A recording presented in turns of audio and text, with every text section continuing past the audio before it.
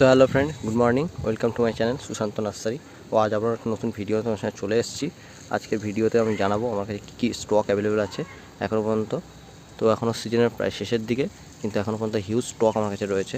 প্রায় 50-এর ওপর স্টকের আমার কাছে ভ্যারাইটিস অ্যাভেলেবেল আছে, যেগুলো রেয়ার বলা হয়ে থাকে। এদিকে দেখতে পেলে রকস্টার,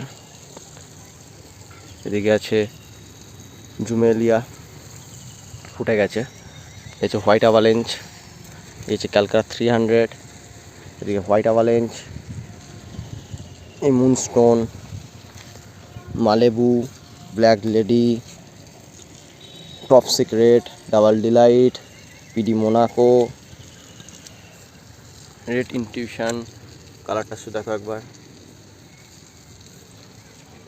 এদিকে আছে Midnight Blue, Dick Clark, এ টোপ